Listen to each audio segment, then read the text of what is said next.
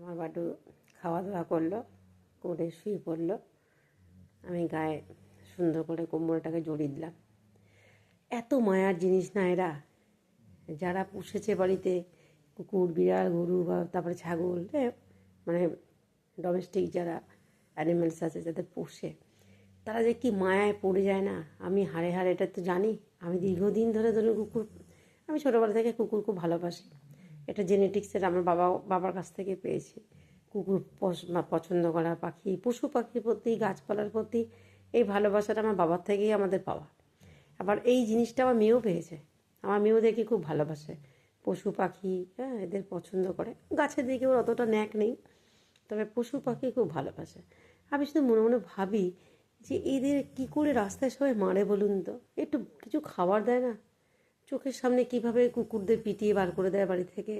খুব কষ্ট হয়। প্রতিবাদ করতে গেলে পরে তো জানি কাউকে পাবো না। কিছু কিছু সময় বলি, আবার কিছু কিছু সময় ভাবি না, হয়তো আমাকে তো উল্টো আবার টর্চার শুরু হয়ে যাবে আমার ওপর। আমি যেহেতু কুকুর এমনি খুব পছন্দ করি, আমার এলাকাতে সবাই জানে যে আমি কুকুর পছন্দ করি, আমার মেয়েও পছন্দ করে। তো এবারে হচ্ছে এদের একটু ভালোবাসুন না।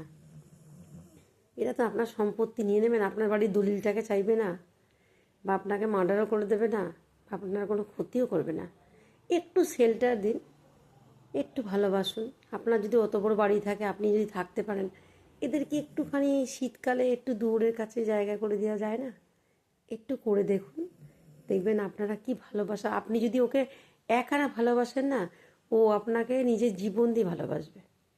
ওদের শুধু ভালোবাসুন। সবার কাছে একটাই রিকোয়েস্ট, এই শীত পড়ে গেছে, চেষ্টা করবেন একটু কোনো চট জাতীয় কোনো জিনিস দিয়ে ওদের একটু দুপুরের কাছে শুতে দিতে দেবেন। আমি করি এটা, আমি প্রতি বছর নিজেও করি, সবাইকেই বলি একটু করুন, ভালো লাগে। ওরাও বাঁচুক, আমাদের ওপর তো ওরা নির্ভরশীল না। ঈশ্বর যখন আমাদের বাড়ি দিয়েছে, ঘর দিয়েছে, করে খাওয়ার একটা উপার্জনের রাস্তা দিয়েছে, তা আমরাও তো ওদের জন্য করব। আপনাকে যে দিয়েছে তার কাছে গিয়ে তো হিসাব দিতে হবে যে সে তো আমাদের এত কিছু দিল, আপনি কতটুকু কাকে দিয়ে গেলেন। একটুখানি ওদের দিকে তাকানি। ঠান্ডা তো খুব কষ্ট হয়, বাচ্চাগুলো যখন থাকে রাস্তায় খুব কষ্ট হয়।